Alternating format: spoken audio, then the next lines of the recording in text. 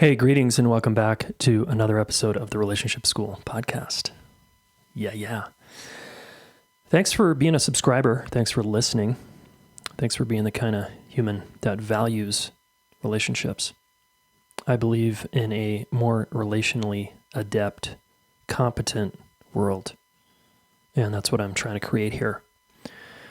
So you are my people if you're listening to this because you see the value in, God, if we could change the way people relate to each other and how I relate to myself, we can change the world, right? I really believe that. Yeah. That's why I founded the Relationship School. Yeah. Man, what if our politicians, what if world leaders, what if the neighbor next door, what if your parents all had more relational tools and literacy and cared and had empathy actually for another person's experience? Gosh. Yeah, I think it'd be pretty awesome. So let's do it, okay? In this episode, I am talking about codependent-ish, right? Specifically, I'm going to talk about the upsides and downsides of being codependent-ish. Now, before you fast forward or delete or whatever, I want you to consider that you have codependent-ish tendencies. If you're relationally oriented at all, that means you care about other people. And my basic definition of being codependent-ish is that you tend to put other people's needs in front of your own. Like you care about how they're doing. You want them to be okay. More than you want yourself to be okay. This is the basic definition. And codependency and codependent is actually a pretty strong term, and it can be loaded for people. So I'm attempting to soften it here because it might actually help you if you look at this, all right? And I recorded an episode called The Signs of Symptoms of Codependency. Back in the 200s somewhere. I'll see if I can grab that number and put it in the show notes. I think it's 259, but anyway. Codependency, if you want a deeper dive on that, go listen to that episode where I unpack what traditional codependency is from more of a, psychiatric or psychological addiction-centered term. Because it comes out of the Addiction Alcoholics Anonymous world, right? But we're not going to talk about that today, so go listen to that episode. Okay, there it is, 254. Go back and listen to episode 254, okay? Cool. So codependent-ish just means you prioritize other people's needs above your own sometimes, right? So that's the basic working definition as we enter this conversation for this episode, okay? All right. There's upsides and downsides to this. The upside is you're relationally oriented, which is awesome. It's so cool. And you value relationships in general, and you want to have connection with others. So that's one of your strengths. There's actually a lot more, which I'm going to actually teach a class on this. So stay tuned to the end if you want to hear about that. More of the upsides. The downside is you don't get your needs met. That's the basic downside here. You tend to not get your needs met, and you don't prioritize yourself, and there's a cost to that long term. Now, what's tricky about this is codependent-ish people, sometimes it's socially appreciated and acceptable to be the caretaker in your friend group or at work, to be the one that's looking out for everyone. That gets there's a lot of social equity there. People like high five you and they're like, oh my God, you're such an amazing person. You remember everybody's birthday and you always give gifts and you write thank you notes and you're just that kind of caring person. So sometimes there's a neurosis here where it can just reinforce a strategy that isn't helping you get ultimately what you want relationally. For example, I'm thinking of a former client. She was the person who remembered everybody's birthday, prioritized everyone else, and everybody loves her, right? And so she has no incentive to change that behavior. And her relationship works. She's with a person who has an addiction, who's in recovery. He's 10 years sober. So he doesn't technically have his addiction, right? He's not drinking every day anymore. He's sober. However, he's sick in other ways. He has a mental illness challenge that he's dealing with. He has arthritis. He's dealing with a lot of complications in his health. And she is essentially his caretaker. And he appreciates that. And she gets a lot of value from it. So in that way, their relationship really works. Yeah. However, she's not ultimately getting the kind of relationship I'm advocating for here, which is a mutual relationship. A mutual relationship is where she's there for him and he's there for her. Like, it's her relationship, last time I spoke with her a while back, was very one way, extremely one way. So she doesn't have a lot of incentive to change. But now she has a lot of health problems. And his health problems are getting worse. So I don't know, something maybe is going to take her to the next level. We'll see.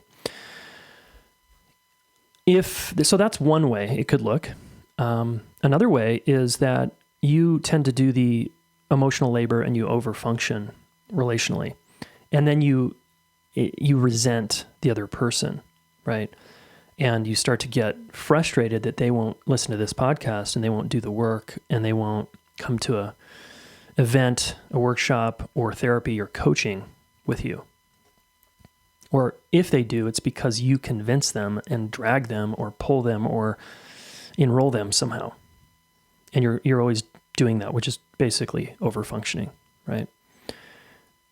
Typically, a codependent-ish person also came from a family that was challenging enough relationally that you became the helper or the person looking out for everybody, the person who, the good friend, or you had a sick sibling, or one of your parents was ill somehow, and you became the good boy or the good girl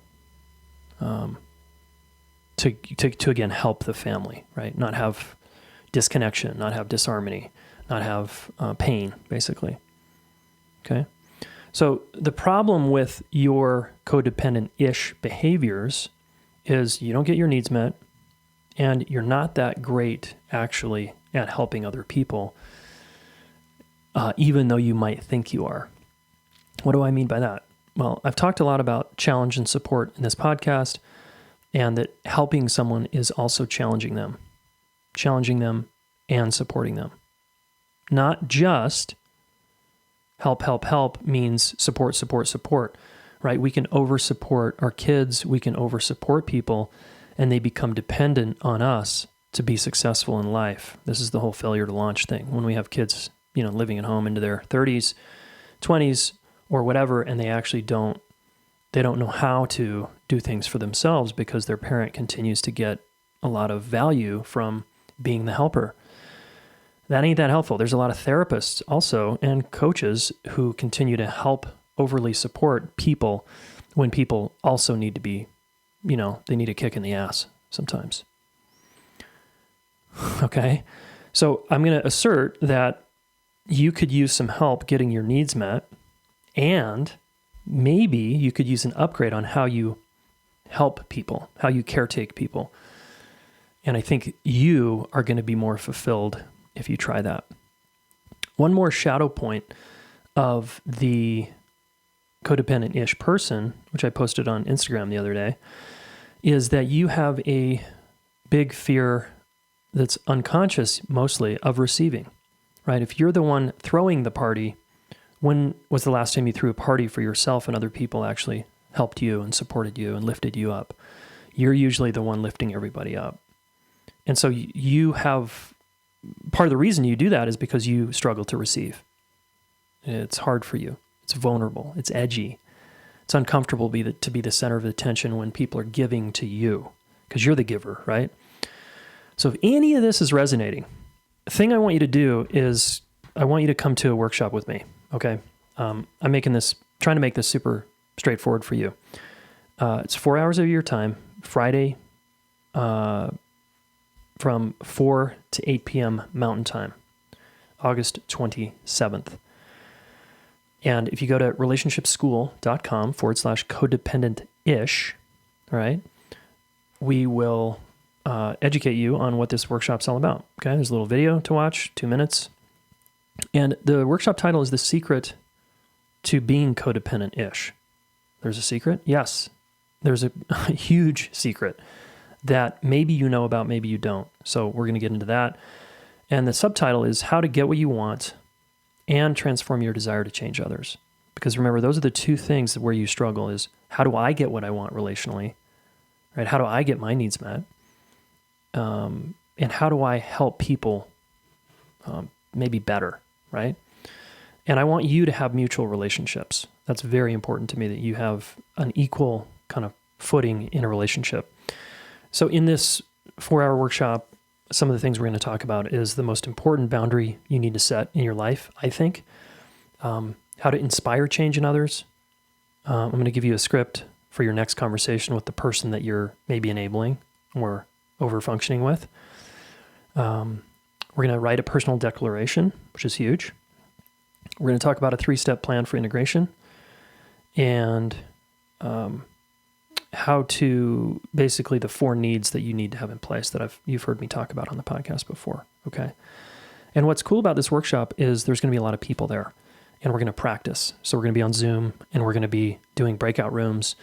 And even if you're shy or introverted, it's okay. You can still come and learn and be on the quiet side and still participate in a way that works for you. And it's going to be awesome. And I think you're going to get a ton of value. And the first 50 folks that sign up and register are going to get their tickets for half price. So I feel really psyched about that. And half price is basically $50. Okay, I think it's 40 something. Yeah, so $97 for a 4-hour workshop, pretty good deal for what you're going to get, okay? But if you get on this, you'll get a discount immediately, all right? So jump on this fast if you want to save a little bit of money. And we're also going to add you to a private Facebook group where there's already people joining, there's already people in there, and we're already doing cool stuff in there, okay? So relationshipschool.com/codependent-ish. That's the link. Okay, it's also in the show notes if you're like, I can't type this out. Just go to our page, click podcast, go to the latest episode, click that, and in the show notes, you'll find this link. Just click the button, okay? That'll take you right there. Awesome. Okay, everyone, thanks again. And again, thanks for being a relationally oriented human being. We're going to go deeper into how that is awesome and what to do about it in the workshop, okay? All right, have a beautiful morning, day, evening, wherever you are, and we'll talk soon. If you're in pain relationally and you need immediate support, our coaches can help you. I've trained almost 100 coaches at this point, relationship coaches that are amazing humans, and they have the chops to help you get through this hard time, this hard moment you're going through. Or if you want to actually hire a coach and have someone in your corner to continue to up-level your communication skills, your listening skills, your conflict skills. These folks are incredible, okay?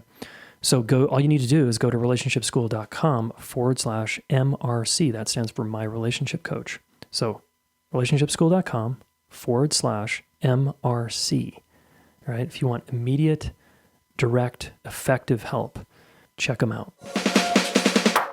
Hey, thanks so much for listening. Please subscribe to this YouTube channel. Share one of these videos with a friend. We want to help the planet get their act together around relationships, and you are one of them, so thank you.